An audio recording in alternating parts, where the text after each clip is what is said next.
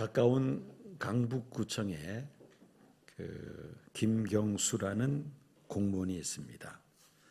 지금은 어느 과에서 근무하는지 모르겠습니다만은 10년 전에 도시계획과에 근무하는 그런 평범한 공무원입니다. 그런데 이 사람이 그 당시에 40 정도 되었을 때에 주변의 만류에도 불구하고 사막으로 여행하는 그런 모험을 시작합니다. 10년 동안 직장에서는 평범한 그런 직장인입니다만은 그러나 휴가를 받아서 이렇게 사막을 탐험하는 그런 모험가가 되었다는 겁니다.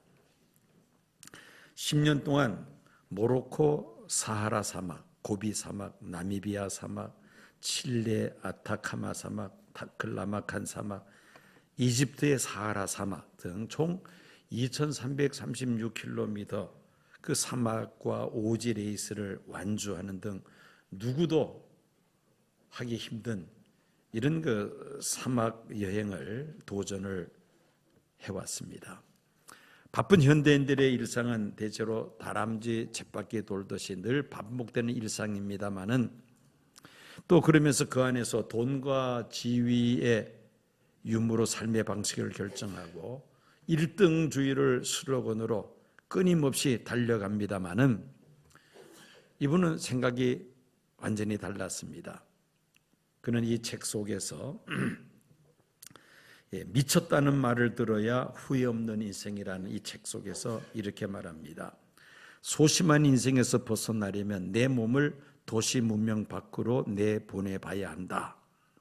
인생을 바꾸고 싶다면 문명이 닿지 않은 대자연을 처절하게 체험해보라 하면서 이 책 제목처럼 미쳤다는 말을 들어야 후회 없는 인생이다 라는 그런 글을 이 책 속에서 주장하고 있습니다. 자, 이렇게 우리 세상에는 정상적이지 못한 사람, 즉 미친 사람들이 많습니다. 긍정적인 의미에서 미친 사람도 있고요, 또 부정적인 면에 있어서 미친 사람들도 있습니다.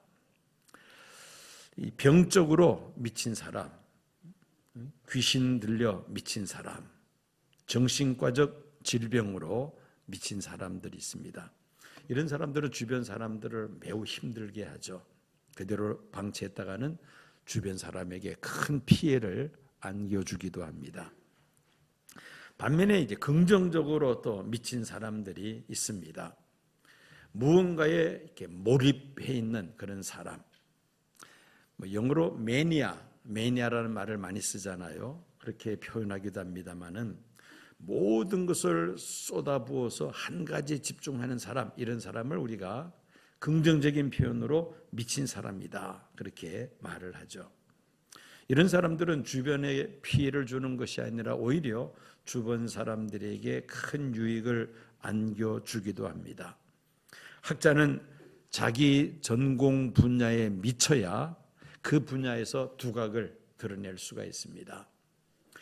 또 음악가는 자신이 만들고자 하는 그 음악 장르에 미쳐야 그야말로 불후의 명곡을 만들 수가 있죠.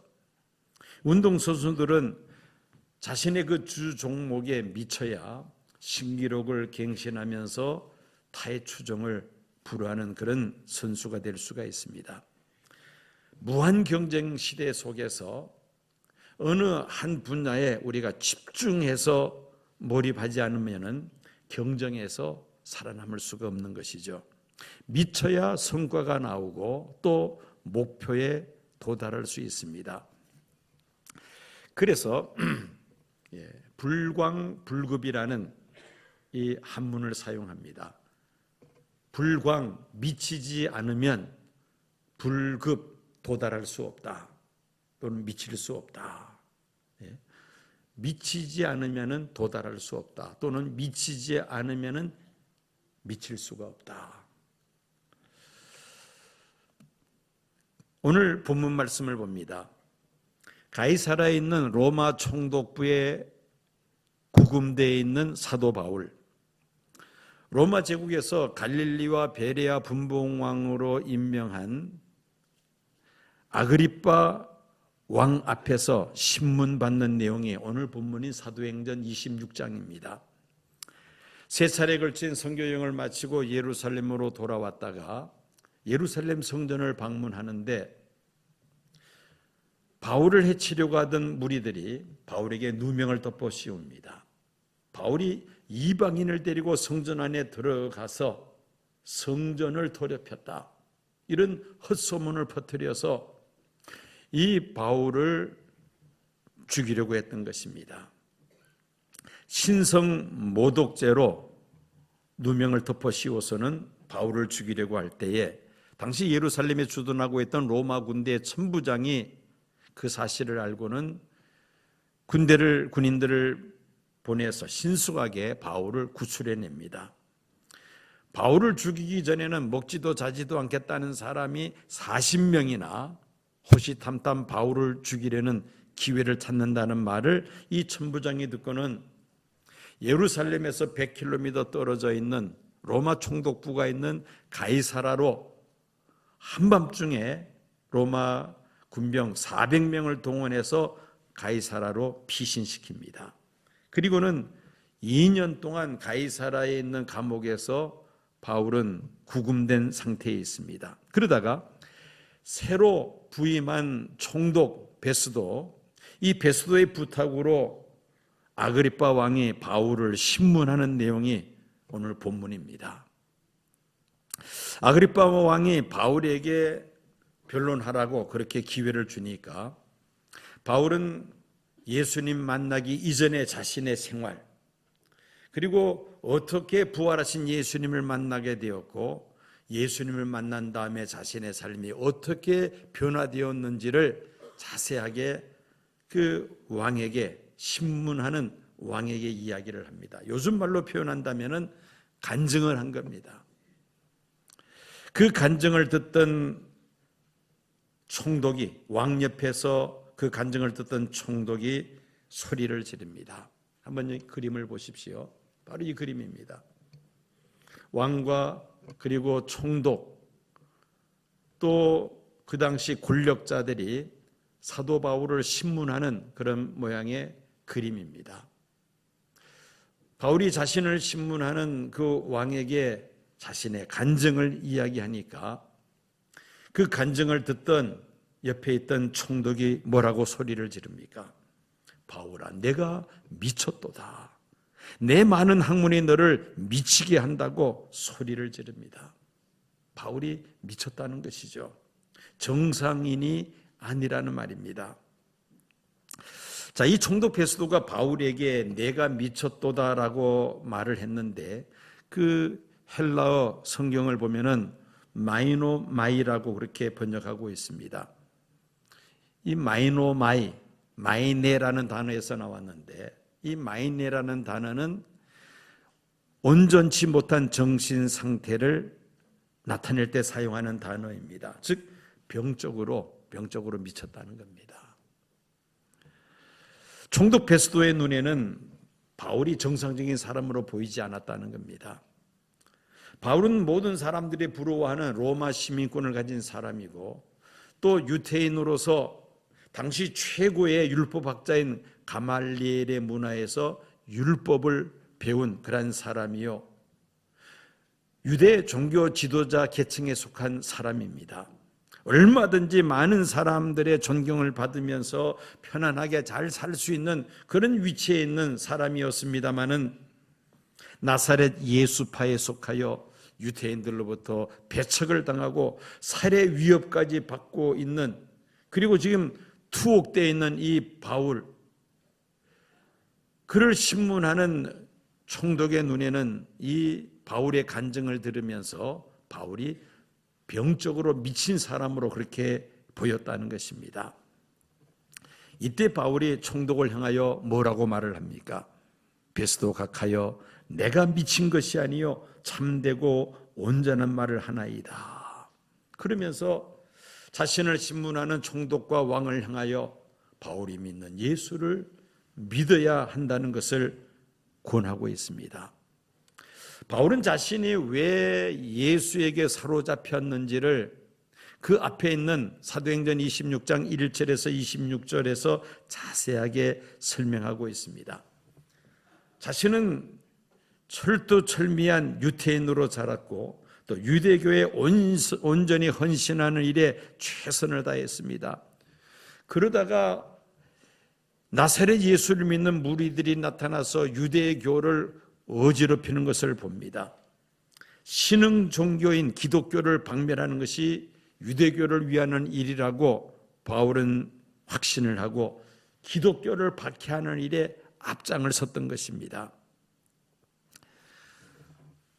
시리아의 수도 다메섹에 살고 있는 예수 믿는 유대인들을 체포하기 위해서 대제사장으로부터 허가증을 받아서 그 다메섹으로 가다가 부활하신 예수님을 바울이 만나게 됩니다.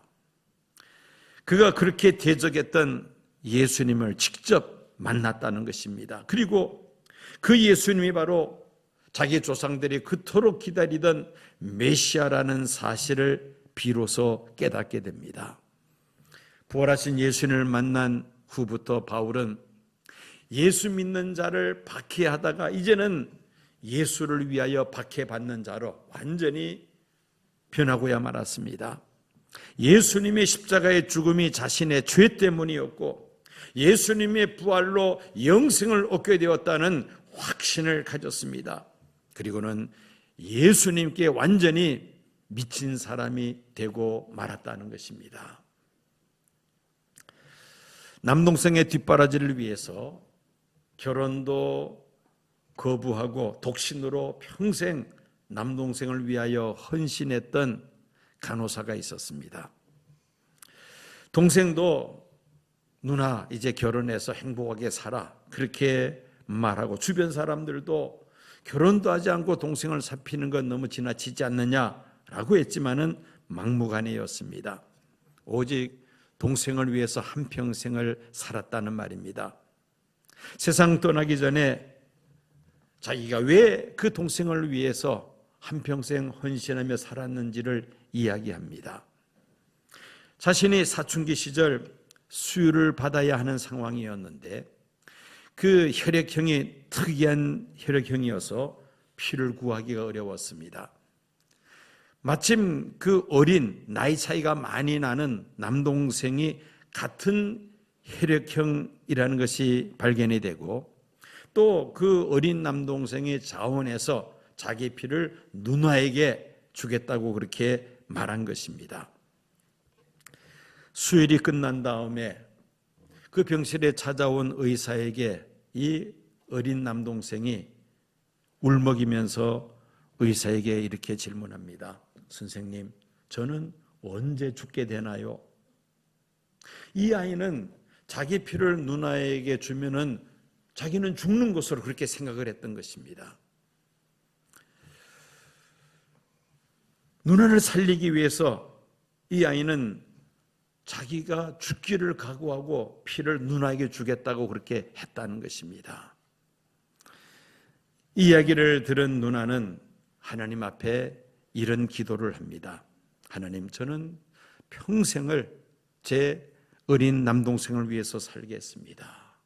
저 어린 아이가 나를 위해서 생명을 내어놓기로 작정하고 나에게 피를 주었는데 저는 이 남동생을 위해서 내가 평생을 헌신하며 살겠습니다. 그렇게 하나님 앞에 결심했다는 것입니다.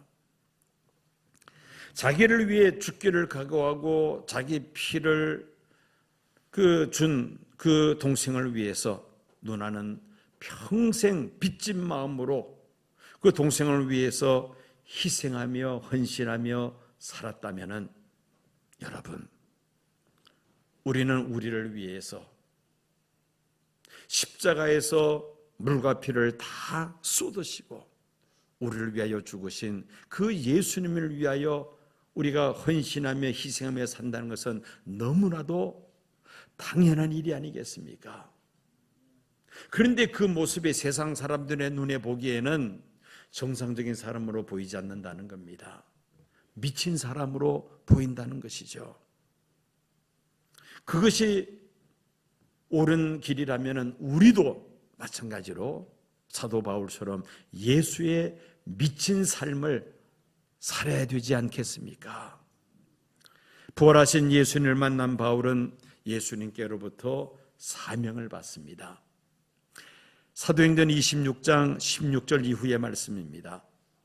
일어나 너의 발로 서라. 내가 내게 나타난 것은 곧 내가 나를 본 일과 장차 내가 내게 나타날 일에 너로 종과 증인을 삼으려 함이니 이스라엘과 이방인들에게서 내가 너를 구원하여 그들에게 보내어 그 눈을 뜨게 하여 어둠에서 빛으로 사탄의 권세에서 하나님께로 돌아오게 하고 죄 사함과 나를 믿어 거룩하게 된 무리 가운데서 기업을 얻게 하리라. 여러분, 현실적으로 바울이 지금 총독과 그리고 왕 앞에서 예수의 부활을 증거할 것이 아니라 자신의 무죄를 변론하고 또 선처를 간청해야 할 그런 상황 아닙니까? 그런데 바울은 거기에는 전혀 관심이 없습니다. 자신을 신문하는 자들에게 예수의 복음을 전하는 일에만 전념하고 있었던 것입니다. 그 모습이 총독이 보기에는 미친 사람으로 보였다는 겁니다. 왜 바울은 자신의 생사여탈권을 쥐고 있는 총독과 왕 앞에서 예수의 복음을 전합니까? 이유는 예수의 복음을 전하는 것이 자신의 사명이라는 그 확신이 있었기 때문이었습니다. 그런 확신이 없이는 그런 자리에서 그렇게 담대하게 예수의 복음을 전할 수가 없는 것이죠. 미국의 신세대 그 영성운동의 기수로 손꼽히는 레너드 스윗 박사가 쓴 Jesus Drives Me Crazy, 나를 미치게 하는 예수라는 책이 있습니다. 나를 미치게 하는 예수. 저자는 이 책 속에서 예수님께서는 당신이 미치기를 원하신다. 그런 내용으로 계속해서 이 책 속에서 주장합니다. 그런데 실상 예수 믿는 자들이 세상 살면서 미치려고 하지 않는다는 겁니다. 예수님 때문에 비정성으로 보여져야 되는데 예수 믿는 사람들이 모두 다 세상에서 정상적인 사람처럼 그렇게 보이려고 한다는 것입니다. 이 책의 저자인 스윗 박사는 예수님 때문에 미친 사람들, 세상 사람 눈에 보기에 미친 것처럼 보이는 이런 사람들을 넛즈라고 부릅니다. 넛즈. 이 넛즈라는 단어는 두 가지 뜻이 있습니다. 하나는 땅콩 같은 견과류를 넛즈라고 부릅니다. 다음에 이 넛즈라는 단어를 크레이지, 미친 사람을 표현할 때 넛즈라고 그렇게 표현을 합니다. 두 가지 뜻이 있다는 것이죠. 예수님 때문에 미친 사람을 넛즈라고 이 저자는 표현을 합니다. 그런데 이 넛즈라는 이 단어를 이제 문장을 하나 만들어 놓은 겁니다. 뭐냐면은 never underestimate the spirit라는 그런 글자를 만듭니다. 그래서 첫 글자 NUTS를 이제 줄여서 넛즈라고 그렇게 표현을 하는 것이죠. 자, 이 문장의 뜻은 뭡니까? 성령을 결코 과소평가하지 말라. 성령을 결코 과소평가하지 않는 사람이 바로 넛즈, 예수에게 미친 사람이라는 말입니다.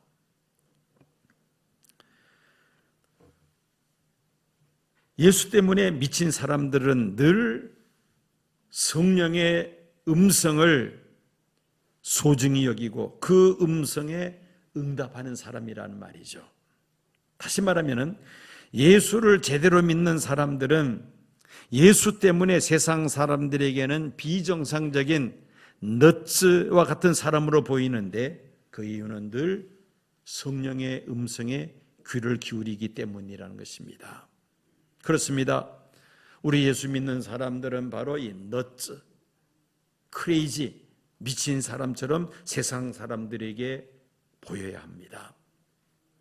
그 이유는 그 심령 속에 성령께서 살아 역사하신다면, 성령의 음성에 늘 귀를 기울이고 그 성령의 인도하심에 따라 살아간다면 이 사람은 세상 사람들이 보기에 정상적인 사람으로 보이지 않는다는 겁니다. 너츠와 같은 사람으로 보인다는 것이죠. 미친 사람처럼 보인다는 말입니다. 우리가 세상 사람들이 가는 넓은 길로 가려 할 때에 성령님께서는 우리를 좁고 협잡한 길로 가라고 말씀하십니다. 우리가 그 음성을 귀를 기울여서 세상 사람들이 가는 그 넓고 평탄한 길을 선택하지 아니하고 좁고 협잡한 길을 선택할 때에 세상 사람들은 미쳤다고 손가락질을 합니다. 하나님은 우리를 부르시고 우리에게 사명을 주십니다. 성령께서 우리 안에 계셔서 늘 그 사명을 생각나게 하십니다.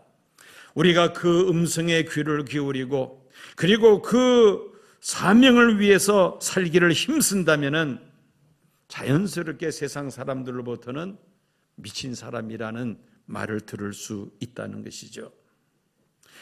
역으로 표현한다면 성도들이 세상 사람 눈에 보기에 정상적인 그런 삶으로 보일 수가 없다는 말이죠. 왜? 우리 안에는 하나님의 부르심과 사명이 있기 때문입니다.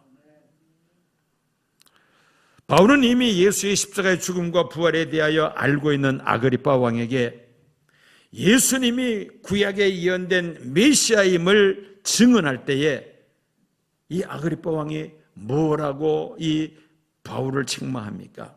내가 적은 말로 나를 권하여 그리스도인이 되게 하려 하는도다 하면서 바울을 책망하죠. 이때 바울은 자신을 신문하는 왕과 총독과 그 권력자들 앞에서 뭐라고 말을 합니까? 사도행전 26장 29절입니다. 말이 적으나 많으나 당신뿐만 아니라 오늘 내 말을 듣는 모든 사람도 다 이렇게 결박된 것 외에는 나와 같이 되기를 하나님께 원하나이다.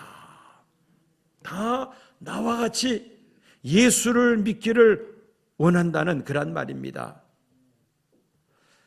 여러분, 지금 이 바울이 신문받는 그 모습의 그림을 서두에 보았습니다마는 한 번 더 보겠습니다. 자, 저 오른쪽에 서 있는 사람이 바울입니다.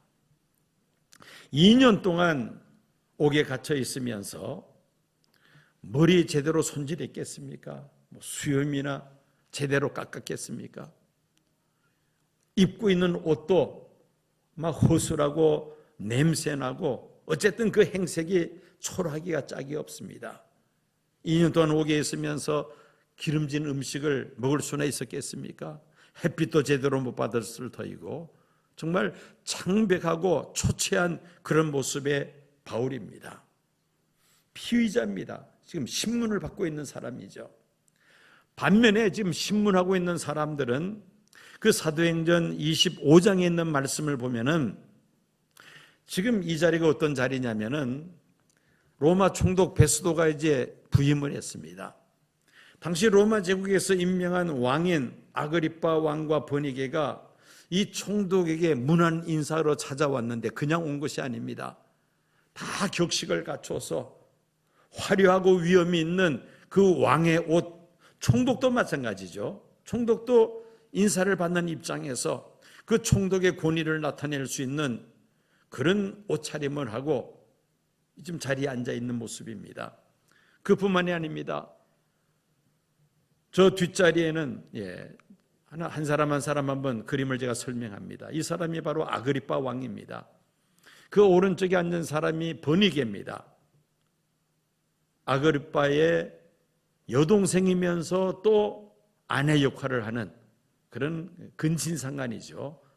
저렇게 화려하게 옷을 차려입고 바로 그 왼쪽에 총독입니다. 베스도 총독이 그 옆에 앉아 있습니다.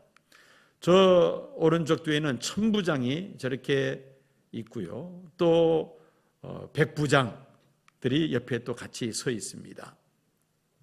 그 외에도 그 배심원들을 보면 성경은 권력자들이라고 이렇게 기록을 하고 있습니다.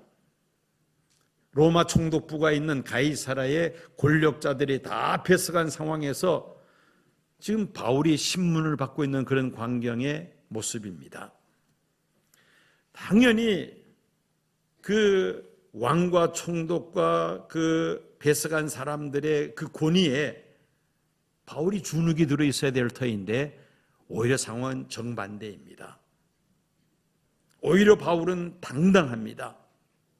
반면에 총독과 왕은 지금 당황하는 그런 상황입니다. 바울을 향하여 내가 미쳤다, 네가 적은 말로 나를 그리스도인이 되게 하려느냐 하면서 지금 반발을 하고 있는 그런 상황이죠. 자, 여러분, 이런 모습을 우리가 적반하장이라 이렇게 말하지 않습니까? 주눅이 들어 있어야 될 피의자는 오히려 당당하고, 당당해야 할 이 신문하는 사람들은 오히려 지금 당황스러워하고 있는 그런 모습이라는 것입니다.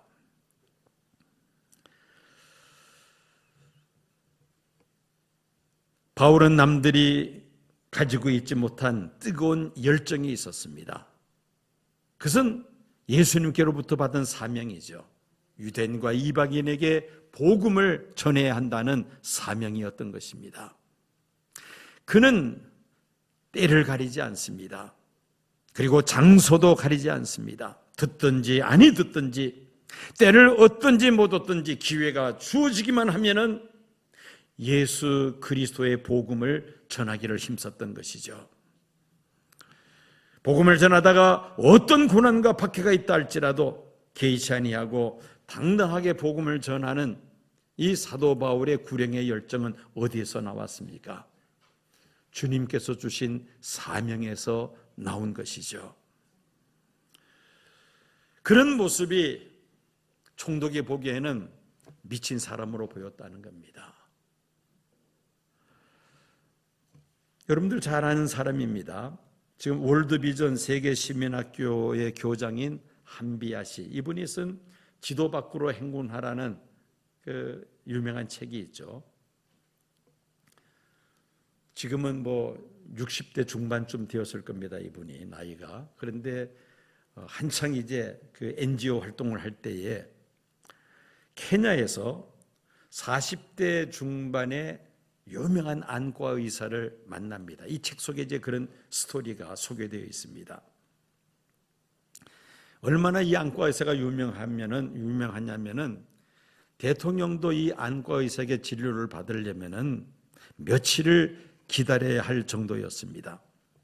그런데 이 의사는 도시에 있는 큰 병원에서 일하지 않고 그야말로 깡촌으로 들어가서 전염병, 풍토병 환자들을 아무렇지 않게 만지며 치료하는 일에 헌신을 했던 것입니다. 이제 이 한비아 씨가 이 의사를 만나서 묻습니다. 뭐라고 질문을 던지느냐? 당신은 아주 유명한 의사이면서 왜 아무도 알아주지 않는 이런 험한 곳에서 일하고 있어요? 라고 질문을 던집니다. 그랬더니만은 이 의사가 이 한비아 씨에게 대답하는 내용이 이 책 속에 이렇게 소개되어 있습니다. 내가 가지고 있는 기술과 재능을 돈 버는 데만 쓰는 건 너무 아깝잖아요. 그러나 무엇보다도 이 일이 내 가슴을 몹시 뛰게 하기 때문이에요.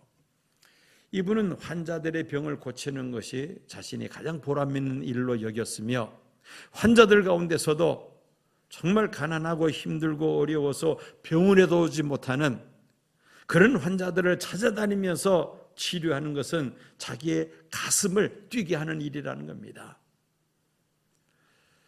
이것이 바로 사명을 가지고 살아가는 사람들의 모습이죠. 의술을 가지고 돈 버는 일에만 관심이 있는 것이 아닙니다. 그 의술로 병으로 고통받고 있는 가난한 사람들을 고쳐주는 일, 그 일을 사명으로 알고 이렇게 헌신한 사람이라는 것입니다. 그 일을 하는 과정 속에서 내 가슴을 몹시 뛰게 하는 그런 그 열정, 그런 나름대로의 사명감이 있기 때문에 그 열악한 환경 속에 들어가서 의료 봉사활동을 하고 있다는 것입니다. 여러분, 미쳐야 도달합니다. 미쳐야 미친다는 것이죠. 물론 우리가 신앙생활하면서 항상 우리가 미칠 수는 없습니다. 대부분의 일상생활 속에서는 우리가 이성적이고 상식적인 선에서 우리가 세상을 살아갑니다. 그러나 중요하고 결정적인 그러한 순간에는 판단이 달라져야만 합니다. 그리스도인으로서 예수에게 미친 그런 모습이 드러나야 한다는 것입니다. 예수님에게 미칠 때 우리는 주님이 말씀하시는 목표에 도달할 수가 있습니다. 우리가 신앙생활하면서 가장 고상한 목표가 무엇입니까? 바로 이 앞에 적혀 있습니다. 예수 그리스도를 본받는 예수의 제자가 되는 것이 우리의 가장 고상한 삶의 목표가 아니겠습니까? 이 목표에 도달하기 위해서는 미쳐야 한다는 겁니다. 예수께 미쳐야 그 목표에 도달한다. 그 목표에 미치게 된다는 것입니다. 손해보지 않고 내 할 말 다 하면서 내 권리 다 주장하면서 살다 보면은 예수님을 본받는 제자로서 우리가 살아갈 수 없습니다. 세상 사람들이 볼 때 저 사람은 비정상적이야. 어떻게 저렇게 살아갈 수가 있어? 저 사람은 예수에 미친 사람이야. 이런 말을 듣는 사람들이 예수님을 본받는 예수님의 제자가 되는 그 목표에 도달할 수 있다는 것입니다. 한번 따라해 보시겠습니까? 미쳐야 미칩니다. 미친다는 것은 이렇게 헷가닥 도는 게 아니고요, 도달한다는 겁니다. 목표에 도달한다. 미쳐야 미칩니다. 오늘 예배드리는 성도님들, 나는 과연 사도 바울처럼 예수님께 미친 사람인가? 한번 우리 자신을 돌아봐야 되겠습니다. 세상 사람들이 여러분들을 볼 때에 지극히 정상적인 사람으로만 본다면은 아직도 뭔가 부족한 사람이라는 것이죠.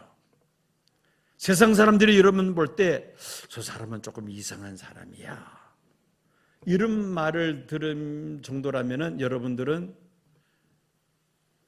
예수님께 미쳐가는 사람이다, 그렇게 우리가 생각할 수가 있을 것입니다. 사도 바울이 그 모범을 우리에게 보여주셨습니다. 예수님께 미친 사람, 사도 바울처럼 우리들도 하나님께서 우리 개인에게 맡겨주신 그 사명을 위하여 참으로 예수님께 미쳐있는 그런 삶을 살아갈 때에 예수님을 본받는 예수님의 제자로서의 삶을 우리가 살아가게 될 것이며 그 목표에 우리가 도달하게 될 줄로 믿습니다.